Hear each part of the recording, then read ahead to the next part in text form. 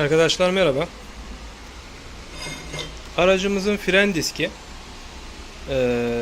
fren yapıldığında hafif bir titreşim oluşuyor. Diskte salgı olduğunu düşündüğümüz için torna makinamızda işleyeceğiz. Şimdi tabi öncelikle referans alacağımız nokta araca bağlandığı flanş noktası olacağı için bu kısmı biraz zımparalayıp kalıntılarından arındırıyoruz. Ki torna aynamıza bağladığımızda salınımlı bir hal almasın.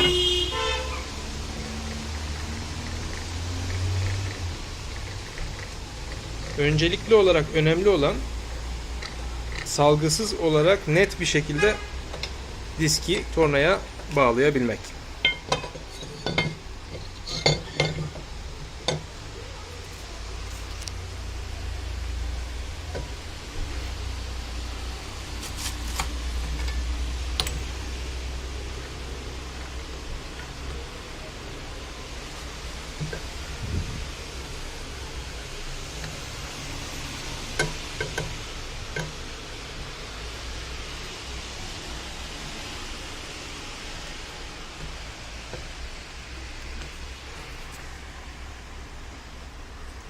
Bu işlemi tabii birkaç defa kontrol edeceğiz. Önemli çünkü.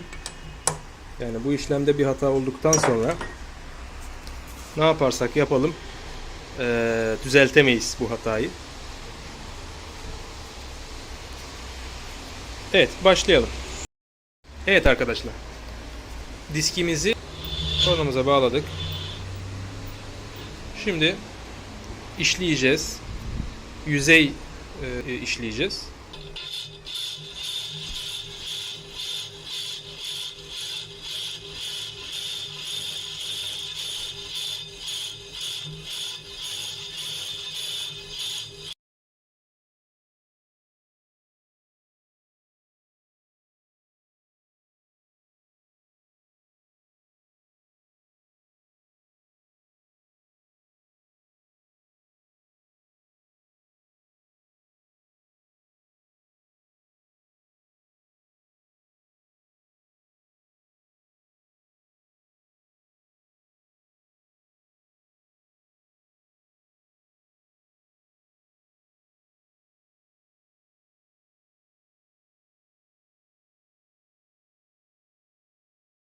Birinci tur geçtik.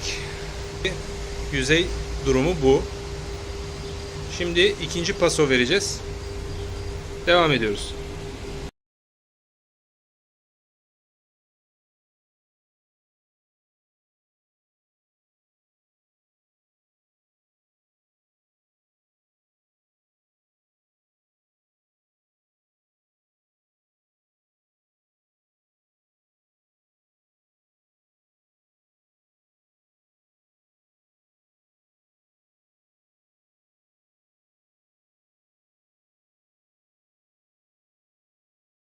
Evet arkadaşlar.